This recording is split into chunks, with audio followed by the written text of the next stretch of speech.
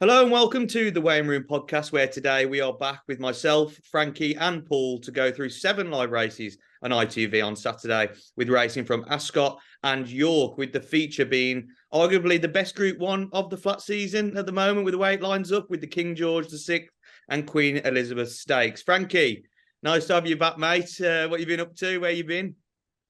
Yeah, I've been touring Italy. I'm not going to lie to you, lads. I've completely switched off for a week. I have not looked at the Racing Post. I haven't replied to anyone. I've been in my own little world in Italy, and it's been nice. You don't get many weeks, even on the media side of racing, where you take your foot off the gas. I mean, Paul, you'll know on the jockey side even more so. You know, it's relentless, isn't it? But it was Yeah. nice to have a week to chill, and I definitely have done just that. But looking forward to getting stuck back into it. Maybe a refreshed mind might bring some winners.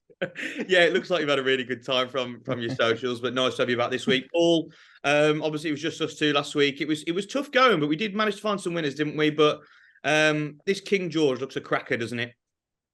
Yes, last week was tough enough. Now, a couple of horses ran well without getting their heads in front, and then there was a couple of disappointing. I think most notably the horse formerly trained by Jean-Claude Rouget, Oisin Murphy, rode it. Was one in the earlier races. I thought it was quite disappointing. It was beaten a long way out, but that's the way the cookie crumbles, and we'll be hoping for a little bit better this week. King George probably grabbed the headlines earlier on in the week for the wrong reasons. Once again, Desert Crown, taking the headlines. William Buick, you can't do a whole pile in racing, regardless of where you're situated geographically. And William Buick was spotted riding work on Desert Crown, or certainly taking him for a gallop anyway last Sunday. And that kind of, rumours gathered momentum, and then it was confirmed that he was riding the horse. And then as it's turned out, to get to declaration time, 24 hours is a long time in horse racing. Declaration time, Desert Crown is not taking part. So yeah, a lot of hot air over nothing again. So yeah, Richard Kingscott again. I suppose haven't heard him in the media during the week, but sure to be a tough time for him. Yeah, I suppose that. Yeah, I agree with that. I think with these big races, a lot's built up, isn't it? And you're trying to get little nuggets of stories here and there. And you do feel sorry for Richard Kingscott. Obviously, rode the horse in the Derby, and probably one of the best jocks to be on it. But look, Desert Crown's not running. He's starting to become one of those horses, isn't he? Bit fragile and not really living up to the potential he set himself. I think it'd be hard to back if he did run anyway, with all of this that's gone on and being pulled out of a couple of races. I think the next time, if he does run again, I don't know if I'd have my money down. It'd be hard to back anyway. Yeah, it's coming to the point now where you think, do you just retire the horse and then go to stud? But again, I don't know. That's for another day. Anyway, some top class racing we're going to look into now, and we're going to start off at Ascot this week with the Group 3 Princess Margaret Stakes over 6 furlongs. We were chatting off air before. Soprano was in here at the top of the market. Is still in here at 5-1 now, but having raced on Thursday, will be unlikely to take part in this race. So Symbology has gone to the top of the market for Clive Cox at 7-2. Pretty Crystal in there for Richard Fye at 4s. Like I said, Soprano in there at 5s, but probably won't run. Dazzling Star at 9s. Comat at 10-1 and 12-1. Bigger the rest. Frankie, we'll start with you this week. Who are you going for? I'm going to go for Comat for Ammo Racing, who was seemingly the second string in the Albany, although Holly Doyle is no bad jockey book, and Kevin Stott would take the number 1, which he did on the day. But I think this horse has got a little bit more to offer. She finished 6th, I think. Yeah, 6th in the Albany. But got going quite late on, only when she had a little bit of daylight in front of her. And I think with a smaller field, she's obviously going to get that. And I know, as I said, she was simply the Ammo second string, but I mean, the first Persian Dreamer finished 3rd on the day, or 4th on the day. Sorry, Persian Dreamer ran a good race. I think that 6th, you'd probably mark that up if she was a little bit closer to the pace and got a little bit of racing room earlier on. So I'm going to stick with her. Kev Stott's on board. Jockey's riding with a lot of confidence at the moment. And Dominic French, a trainer who's having a great season as well. So an each way price, smaller field, I think will be a plus. I think she'll go well. Yeah, she's obviously got that Ascot form, hasn't she? She did run well in that Albany Stakes. And I think Kevin Stott could have a really big day. Obviously, King of Steel and the King George. But he's got a nice few rides picked up throughout the day that he could have a big day. Paul, who did you end up on in this one? Because, like you said, Soprano's shifted the market a little bit because she's not likely to run, but she's still in the betting. So if you're backing horses now, you're probably going to get big raw fours. But the market has corrected itself, hasn't it, with Symbology and Pretty Crystal nearly vying for favouritism at the top. Yeah, it has. I really I think the Albany is the key to this race. I think Symbology is going to have to be something special, I think, to take this. I did like Soprano. I thought Soprano, had she lined up here, was the one, in my opinion, that they all had to beat. She ran on Thursday evening over 7 furlongs and was well held. It was a beaten favourite at Sandown. Could finish no better than third. I'm going to side with Pretty Crystal, who finished just behind Soprano in the Albany. Pretty Crystal came out, looked as if she was going to make a run, make a good fist of things, kind of round about 2 furlongs out. Then looked as if she was going to get swallowed up altogether. Her run kind of flattened out.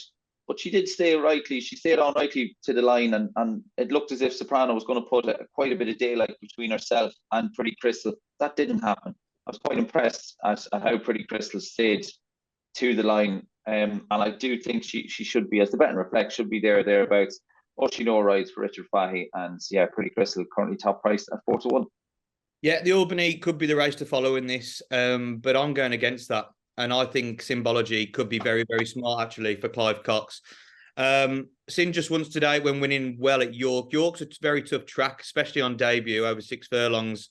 And the further she went, the more she got the hang of things. If you look, she was bustled along, and then when she got into a clear open space, she went on to win the race quite nicely. She's sure to improve from that. I think definitely she'll come on for that. And I'm not sure they're even expecting her to win on debut, and it was obviously nice to see. But being a daughter of Havana Grey, this soft ground that's got into Ascot, she'll handle it better than most on pedigree. So she might even be better on softer conditions. So I think Symbology, look, 72 is getting a bit short. She was 11-2 before the price correction. But yeah, I think she could be very, very smart.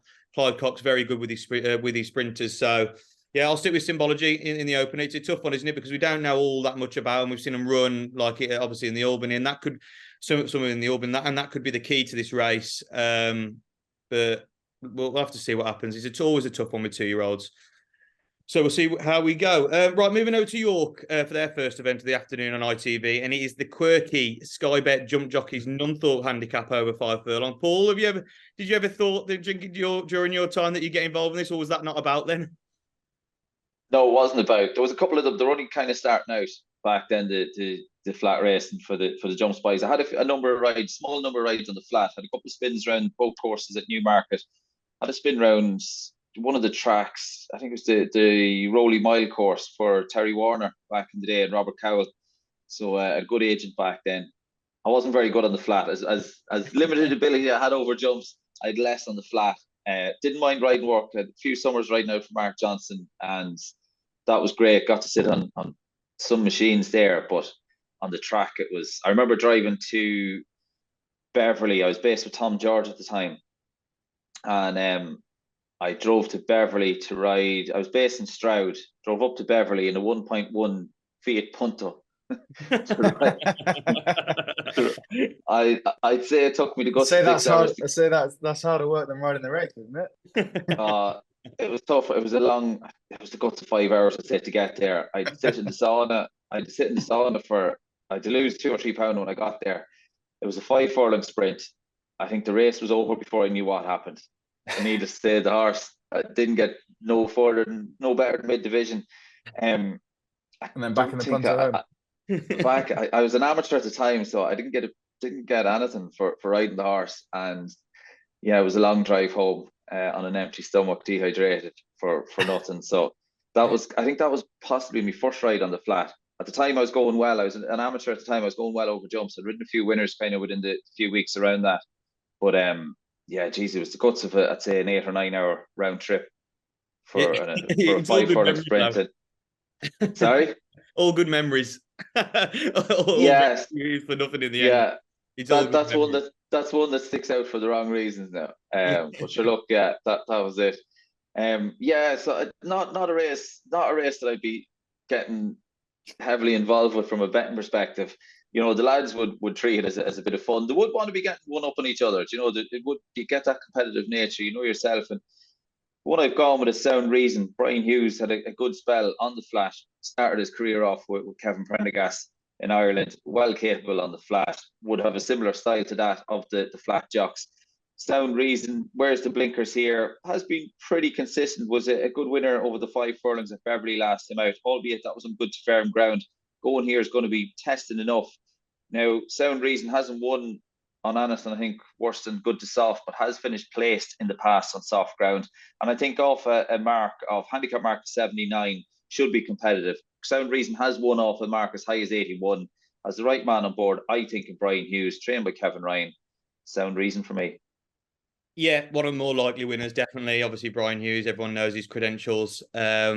And can he do it on the flat now over 5 furlongs? That's the question. Like you said, this is a bit of fun for these jump jockeys, but I think there is like a nice little prize for them if they do win the race. So they will be wanting to, although be fun, definitely put their all into this. Frankie, the field itself, though, it's full of horses that take each other on all the time. That you could run this race 20 different times and have 20 different winners, couldn't you? 100%, yeah. Yeah, all of these, especially in the north, you get this a lot, don't you? In the sprints in the north, they race super consistently against each other, up and down in the handicaps. You struggle to get it right. And I nearly went in blind on the favourite too for kind of similar reasons. Brian Hughes will have good relationships with these northern trainers for sure. He's got a good racing brain, as Paul said. He was good on the flat as well. So I nearly did go in blind, but off of racing form, I'm siding with Sampa 7. Who I think maybe has just raced in slightly better races, has placed in a couple of Class 2s, has ran okay in listed events, has been sort of in the mixer this season so far in what I think are slightly better races. So now dropped into this Class 4, and the fact that it's a Jumps Boys handicap, it might be a little bit more methy. Obviously has his issues because they take him down to the start early and he gets mounted in the chute. But that potentially has left a little bit of ability maybe in the handicap. He's down to a mark of 80 from 82. So provided he behaves, and that'll be Charlie Hammond's job, is to get him in and get him racing, I think he could have a decent chance. Yeah, Sampa 7, like you say, another one. And Mick Appleby, quite absolute quality trainer in my eyes. He's had a cracking season again. So yeah, definitely got to be giggling away there. I'm just saying as well, when you're saying about Charlie Hammond getting him into the stalls, the one thing about jump jockeys, including myself back in the day, they absolutely hate starting stalls. Give them Beechers, give them a novice, an open ditch, and a novice chase any day. Beechers Brook any day of the week than starting stalls. Well, it'll make for a good watch then, anyway. The lads in Mark Johnson's used to take the piss out of me. Like, I'd be getting into starting stalls. I remember going in on a horse one day that could barely fit in stalls, but he was as quiet, like a 2-year-old child could ride the horse into the stalls. And there's about 4 or 5 lads started like just messing, rattling the stalls, and sure, yeah, I got a good kick out of that. Oh yeah, well, Charlie Hammond's got his work out for sure, because this horse doesn't like going down to the start or getting in the stalls. But if he gets racing, then yeah. Yeah, all good fun though. Like I say, it's a quirky contest, and you have a bit of fun. It's not the best betting heat we'll talk about today, but we're saying that I've gone for a 20-1 shot here. I thought I'll have a little poke at one at a bigger price. Soul Seeker I've gone for David O'Meara. I've actually got a little bit of an angle into it, so if you can find an angle. But he was a winner of this race 2 years ago for a mark of 83, and he races off Saturday off a mark of 66, having been dropping massively down the handicap, which could underestimate him, I think. He was a winner in August last year at Pontefract off a mark of 73. Been seen frequently since then. And although his form has fell off a cliff, this term he's been running to a more respectable level, not finishing out the top 3 on his last 6 runs. Albeit he hasn't won, but he has been knocking on the door. He's now down to a career low mark over a course and distance. He's won over, like I said, winning this race 2 years ago. Soft ground should be no issue. First time tongue tie, first time cheek pieces. Hopefully will bring more improvement. Off a mark of 66, he could be very underestimated. So Soul Seeker with Michael Nolan on board. Let's hope we can go and do the job. But yeah, it's a quirky contest, and obviously one of them where you probably, from a betting perspective and on a punting day, you got to probably take it with a pinch of salt, haven't you? And I don't know how many people will be getting involved or having a real strong opinion. If someone comes to you and says, "I've got a real strong opinion in the jump jockeys Nunthorpe handicap," I'm not sure. They probably know a jump jockey then. One who also fancies the chances. Anyway, back to Ascot. And another Group 3 follows from there with the Valiant Stakes over a mile. Another top event they have on the card at Ascot on Saturday. Random Harvest at the top of the market, 100 to 30. Amayena, you say that? Roger Varian at 9 to 2. Caddo Blue now into 9 to 2 from 10 to 1 for Johnny Murtagh. Thornbrook 11 to 2 for Joseph O'Brien. Vetiver 8 to 1. Roma Miss 10 to 1 and 12 to 1 bigger the rest. Frankie, we'll start with you on this one. Caddo Blue is a horse I find really, really interested in here for Johnny Murtagh. And has been well backed, but who are you going for? Yeah, Caddo Blue looked really impressive, didn't she, when winning last time, especially in the closing stages. I wouldn't put anyone off the favourite here. It's not going to be my selection because I'm gone for a bit of each way money instead, because I think it is really competitive. But the favourite has been running pretty consistently in good races, and I know she was sixth last time, but that was in a Group 1 at Newmarket, and Safi Osborne's been knocking on the door a couple of times with this horse over a mile. So certainly won't put anyone off the fab. But yeah, like you said, Caddo Blue in there is pretty unexposed and could go and win. So I'm kind of looking for one that I think hopefully can run in the places, and that's Vetiver at around 8 to 1 currently. She was second on debut to a real short price, can't remember the name, a good horse of Archie Watson's, and then won the next two when well backed. I think they've always thought a lot of this horse. It's pretty disappointing at Chester, but Chester can do that, and it was a bit of a bog that day, and she probably didn't run her race. And then what was quite impressive was how tough she was last time on soft ground to get up over 7. This will be her first time over a mile, and to be honest, I'm still not sure that soft ground is actually what she wants. I think if it dried out a bit, it'd probably be a plus, even though she did win on soft last time. I think she just travelled a bit better on better ground. But she's certainly a horse improving. She's certainly a horse that was well fancied at the start of her career to go and do half decent things. This is a big step up, and it's more of a test. But I'd like to think with the kind of grit she showed last time, she could be in the places here. Yeah, when she won at Beverley on good to soft ground, I thought that was a really taking performance, and I thought she was going to go and kick on. And obviously, Chester's obviously a tough track, but she got back to winning ways last time. And at 8 to 1, she could be a really nice each way player. Obviously, Andrew Balding, he's another one who's had a decent season as well. So I have to see how she goes. But 8 to 1 could be underestimating her in the market. Paul, who are you liking in here? Are you sticking with the Irish with Johnny Murtagh? Absolutely. We spoke about, kind of mentioned in our previous contest that mightn't be the strongest betting heat. Back in Brian Hughes blind. Well, this I think is one of the stronger betting heats, one of my stronger fancies on this week's pod, and I would back a Johnny Murtagh horse literally blind. I think the man's a genius. He is top class. And Caddo Bell, nice winner of a fillies maiden over 7 furlongs on soft ground at Gorham Park on debut. Won the listed Kuyonga Stakes at Navan last time out over a mile. That was on good ground from an outside draw, although I don't think the draw would have had much of a hindrance. She jumped out, she was a little keen, but it looked as if tactics were very much to drop in. And I know I think there was one off at a fair rate of knots now in the first couple of furlongs at Navan last time out. She's a big filly, but what I liked about her, and at Navan I suppose brought out her main strengths, was she really put the head down, ears back, and tried. She gave 110%. She's got a cracking attitude. There's only 9 runners taking their chance here. It'll be interesting. Jamie Spencer takes the mount, so I'd imagine tactics again might be to drop out, and hopefully we'll get a strong pace and she'll come there. Like as you said, she was 10 to 1. When I had a look at this race, she was top price 11 to 2. She's now 9 to 2, and that might even shorten. I don't think it'll shorten much, but I wouldn't be surprised if she went off something 7 to 2, 4 to 1. I think Caddo Bell we're hovering on that territory here, I think. And you know what, Paul? I'm joining you because I actually really fancy Caddo Bell. She's one of my stronger fancies across the races we'll be covering as well. At 10 to 1, when I looked at this race, looked straight away. I think it was Thursday, 12 o'clock, 1 o'clock, and obviously, then I thought, bloody hell, she's a really big price. She is here. Look again this morning, she's 9 to 2. I think 9 to 2 is probably the last price I'd back her at. I think if she goes into 4-1, 3-1, she's becoming very short there because she's only ran twice. She's still very inexperienced. She's going into a Group 3, and there's some decent horses in this field. But saying that, I think she could be another big improver. And like you said, Johnny Murtagh, when he brings one over, he doesn't bring one over for a laugh, does he? He brings one over to most times they do run their race. For all the reasons you mentioned as well, obviously, that run at Navan was a really good performance. I think the horse back in second's quite a nice horse as well. She's also getting a bit of weight off the top two in the market, really, which is another nice thing. Off there, off 9 stone 5, she's off 8 stone 11.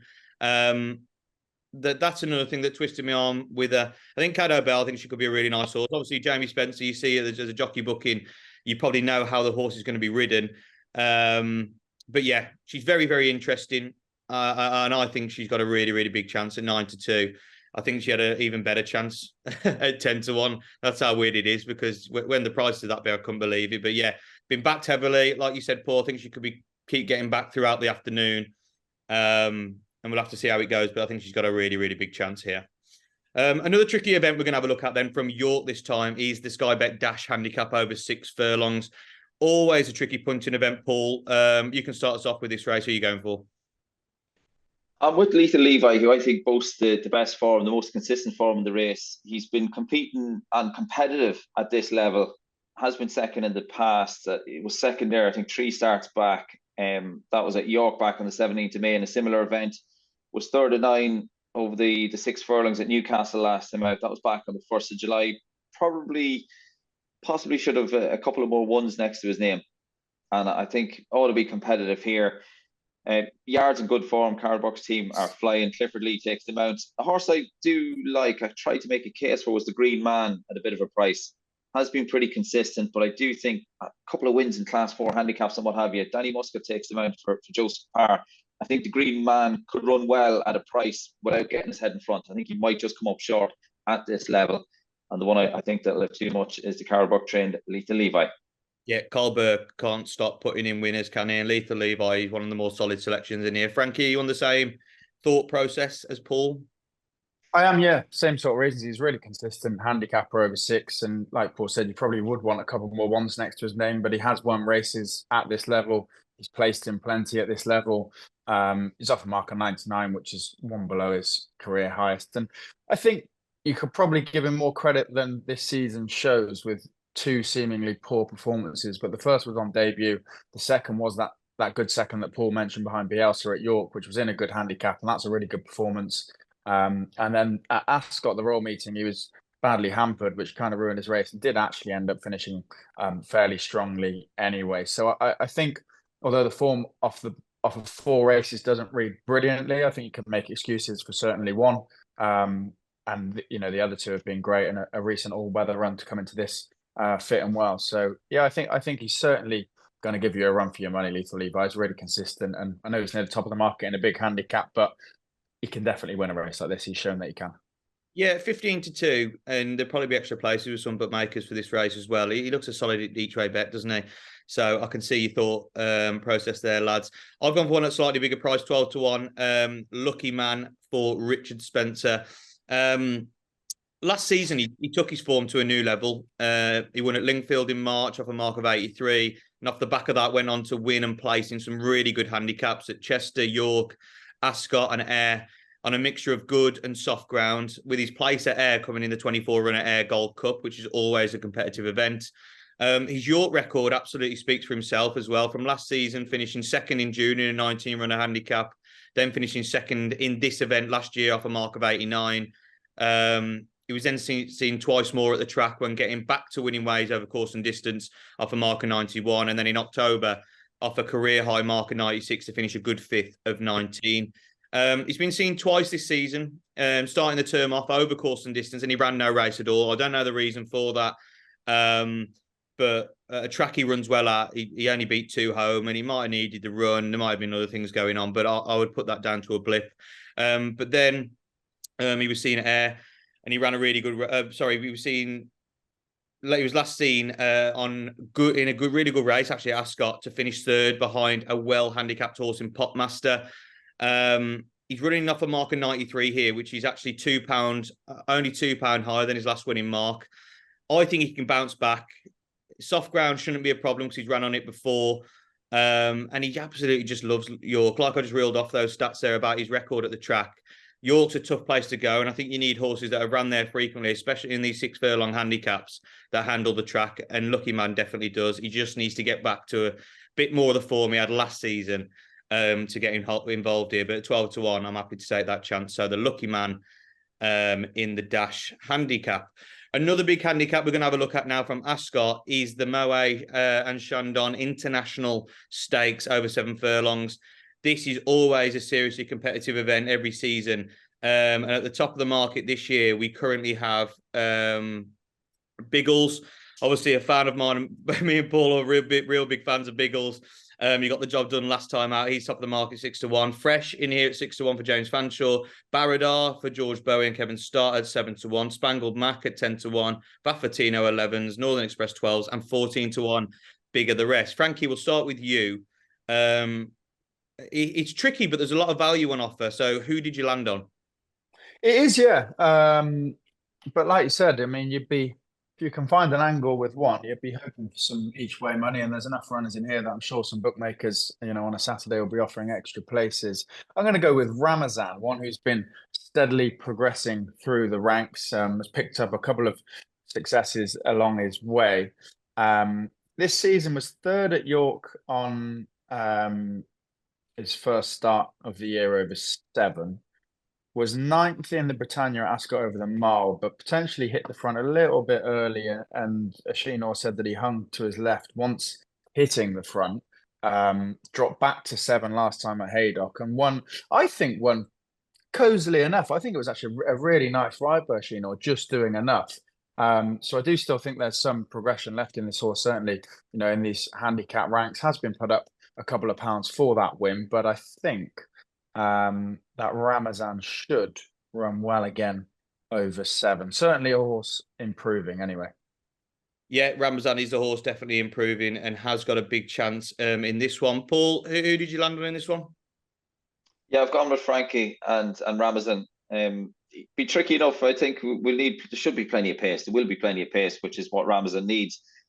Richard Kingscott's going to have to, he's going to have to try and time that run to perfection. He's been plenty of market support. Was as big as 25-1 yesterday evening. Now as short was 14-1 best price when I was starting to take a look at this race. Sliding with Ramazan from stall 21. Horse that I tried to make a case for was Spangled Mac. Again, though, I don't think he's strong enough to win the race, and I don't think he's best priced 10-1, which for me is not value, but he's an interesting runner if that price does drift. Neil Callaghan, purely just on jockey bookings, he's on fire every Saturday. He's banging in the big winners in recent weeks. And you know yourself, when a jockey hits a bit of form, they can do no wrong. So I'd certainly keep an eye on Spangled Mac. I think if he drifts, he might just become a bit of each way value. But yeah, I think Ramazan has to be thereabouts at currently best price 14-1. Yeah, you two are definitely singing off the same hymn sheet this week, aren't we?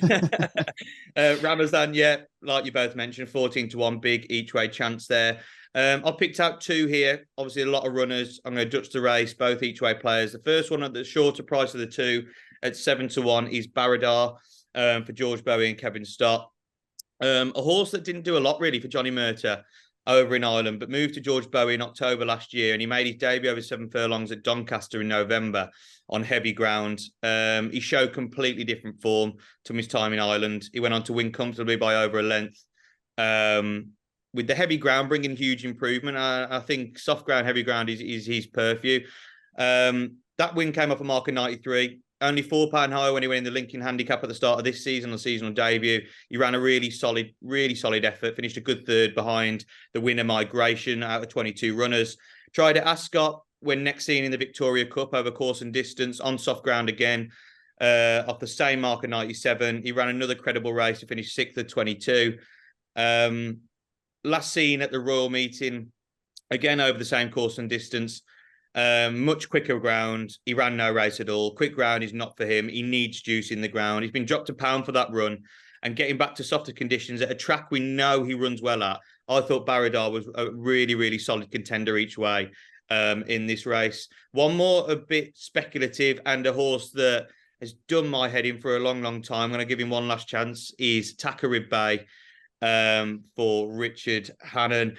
I've been waiting for this horse to go down to 7 furlongs, and then he runs. He wants a mile. He goes up to a mile. He wants 7 furlongs. He's just. I've been banging my head against the wall with this horse, but he's had a gelding operation now, so it's his first run since having a gelding operation. I'm just hoping that is the key to putting it all together for him, because he has got a lot. He has got a lot of credentials that you want in a race like this. He won't mind the softer conditions. That's what he performs best on. Yeah, and like I said, the gelding operation has got to really do the trick here. He's a 4-year-old that he doesn't win all that often, but does run his race the majority of the time. Dropped back to his preferred 7 furlongs on soft ground, which I think presents him with a real big opportunity. Like I said, sometimes he runs at a mile, and I think he needs 7. Sometimes he runs at 7, he needs a mile, but I do think overall he needs 7. He last winning back in July at Haydock on soft ground off a mark 103. He's then ran to a fair standard off slightly higher mark, with only his better performances coming at Ascot in October, when a good third of 20 in the Balmoral handicap over a mile.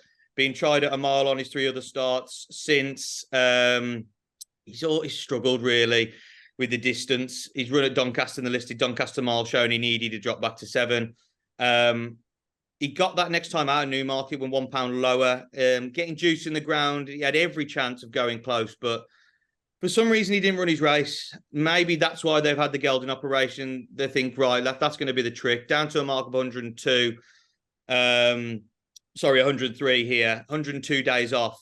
Let's hope this gelding operation has done the job and he can run well at 16-1. But he's a more speculative bet. I think Baradar's really, really solid at 7s. And let's see if Thackeray Bay can put it all together at 16s.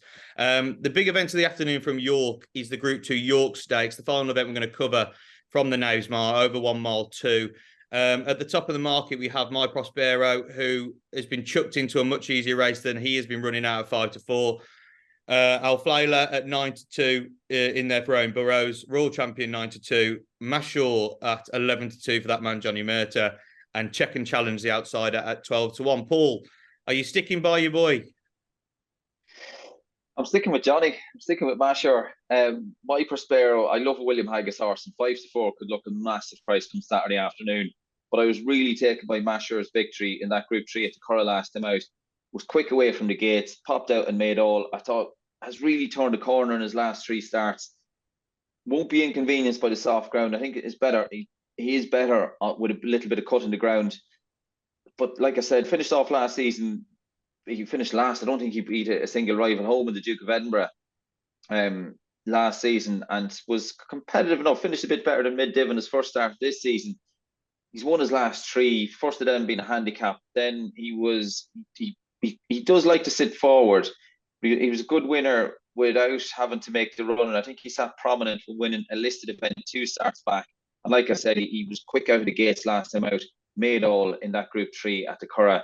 And best price 11-2, I would take a chance on Mashore. I wouldn't be surprised if Mashore attracts a little bit of money here. But like I said, My Prospero 5-4 could look a massive price come Saturday afternoon. But at 11-2, I think Mashore is Ben Cohen takes them out, is too big to ignore. Yeah, 11-2. Johnny Murta could be a big day for him in England, and like you say, he's chasing a 4-timer, so a bit of money could come for the horse. Frankie, who did you land on in this one? I'm going to stick with the Fav. I think anything above even money is more than fair for a horse that's been running, with the best horses at the mile or the 10 furlong trip.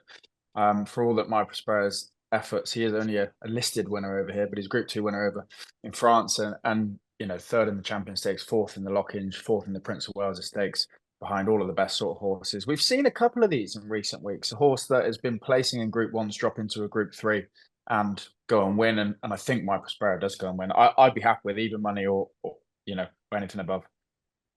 Yeah, I'm absolutely with you, Frankie. I think My Prospero doesn't get beat here.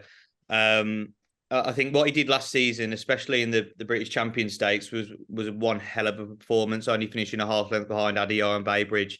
That had a bit of juice in the ground at Ascot that day as well.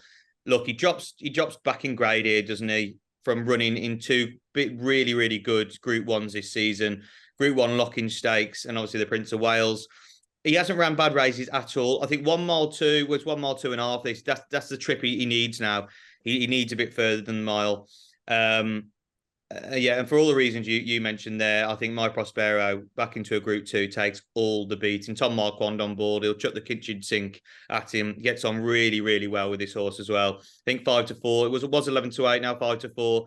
Like you say, if it's still even money, I think that's a cracking bet.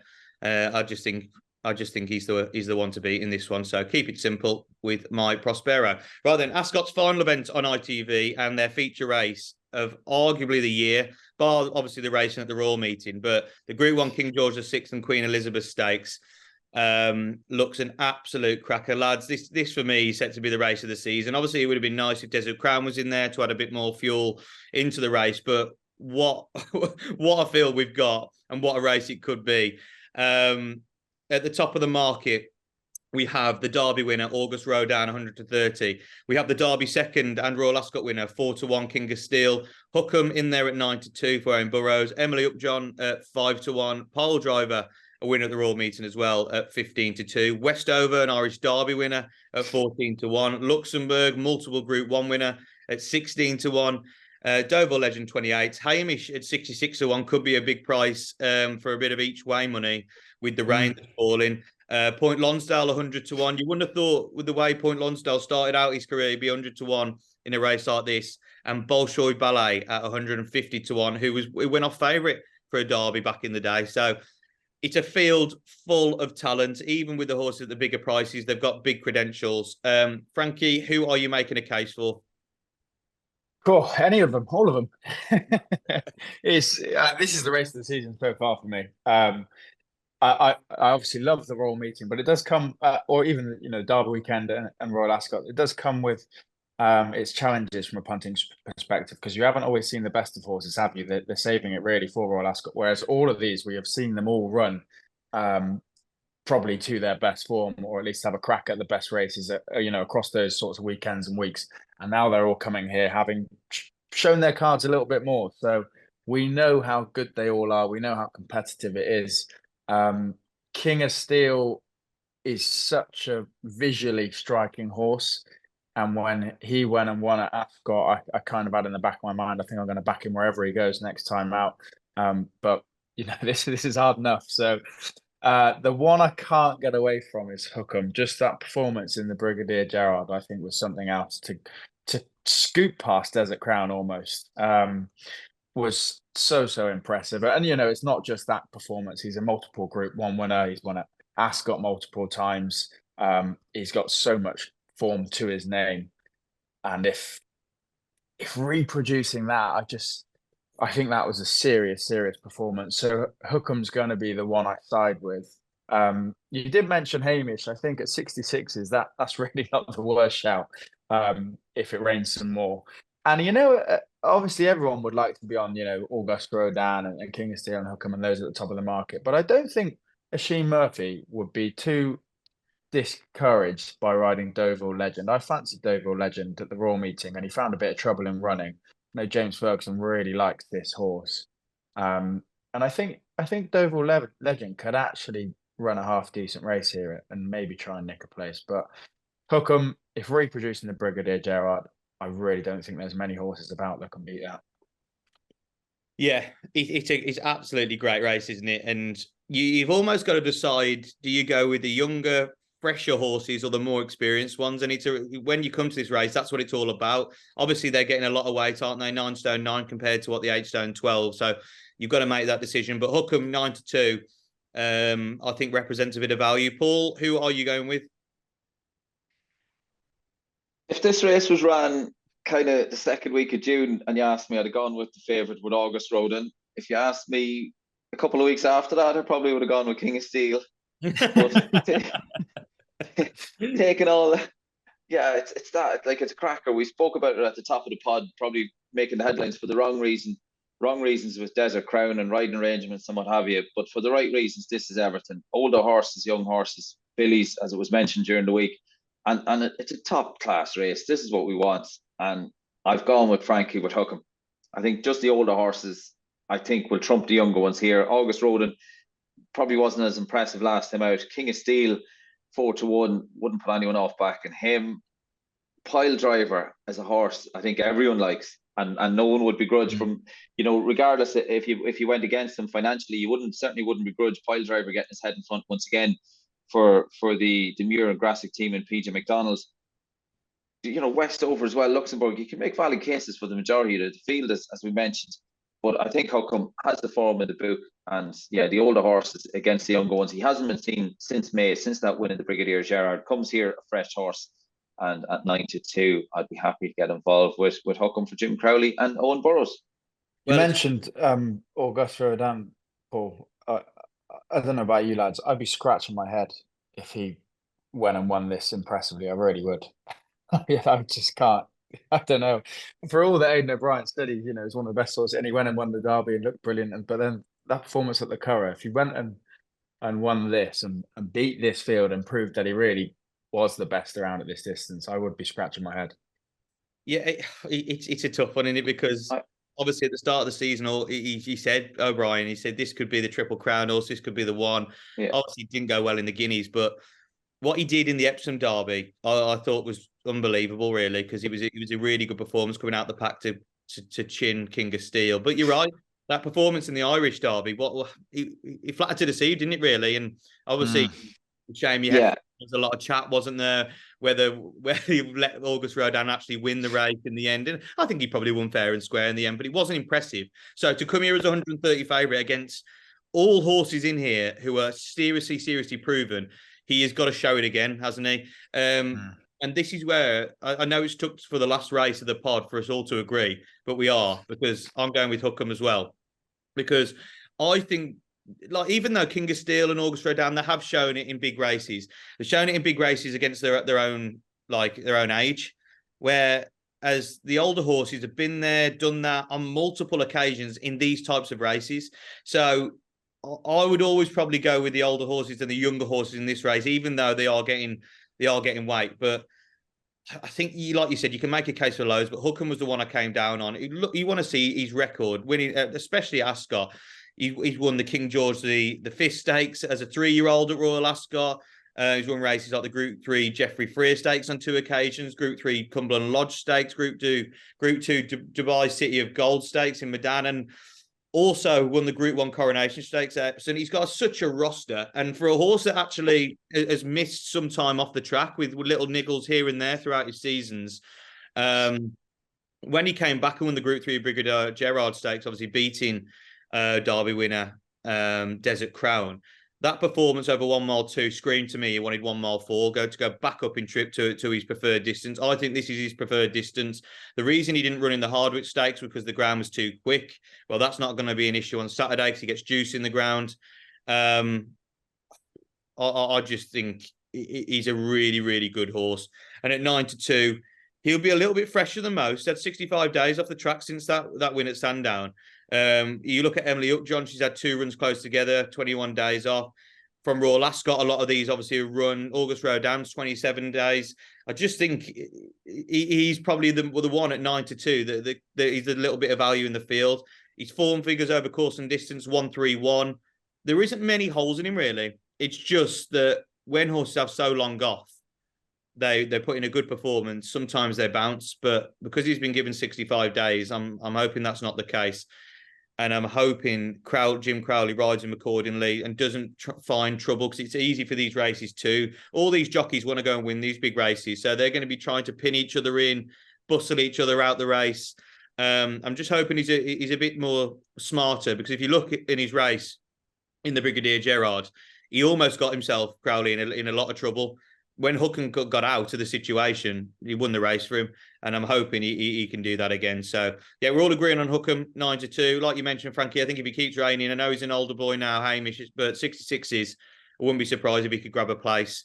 But Hookham is the selection in the King George VI and Queen Elizabeth Stakes. Right then, lads, that's all of the races covered from Ascot and York on Saturday on ITV. All we need now is our naps. And Frankie, we'll start with you. You weren't here last week. We didn't land our naps anyway, so you didn't miss anything. So let's try and land the hat trick this week. Who are you going for? Yeah, after a week off, I'm just going to keep it straightforward. I hope by the time people watch this, or maybe on Saturday morning when you're backing, My Prospero is still even money or above. And provided you get that price, I think that's really, really fair in the 3.15 at York. So My Prospero will be the nap. Short enough, but I think it'll win. Yeah, lovely stuff. I think 5 to 4 is probably a fair price and one of the more solid selections across ITV's show on Saturday. Paul, who are you going for? Well, if My Prospero wasn't in the race, I'd be all over Masher for Johnny Murtagh and Ben Cohen. I do think he does. I think he'll pose My Prospero the biggest threat, I think. But the one I've gone for the nap this week is Caddo Bell. Johnny Murtagh, Jamie Spencer, and the 225 at Ascot was as big as was 11 to 2 when I was looking at this race on Thursday evening. Now best price at 9 to 2. Yeah, Caddo Bell, one I like as well. These lads were the two that I wanted to choose from, Caddo Bell and My Prospero. We got the treble then. Yeah, I'm going to go with My Prospero. I think he's just slightly more solid than Caddo Bell. I just, like I mentioned, 1 mile 2, 1 mile 2.5. This is his trip. He's been running really good Group 1s over a mile on 1 mile 2. His performance last season, the British Champion Stakes, was absolutely superb. Anything getting back to that form, nothing beats him in this field. And I think 5 to 4, snap that price up because I can only see it shortening throughout the day. Lads, thank you as always for your selections. Nice to have all three of us back. Nice to see Frankie with a tan. He's been really good. Obviously, the King George is the race that we're all going to be looking at this weekend, and what a cracker it's going to be. But York also hosts some really, really good racing. Please be sure to like this video, comment your selections or nap for the weekend in the comment section below. We like seeing what you're going for. If you agree or disagree with us, we like to see what you're going for. And make sure you subscribe to the Winners Enclosure channel so you get notified when our shows go live. All the best, wherever you're back in this weekend, and thanks for watching.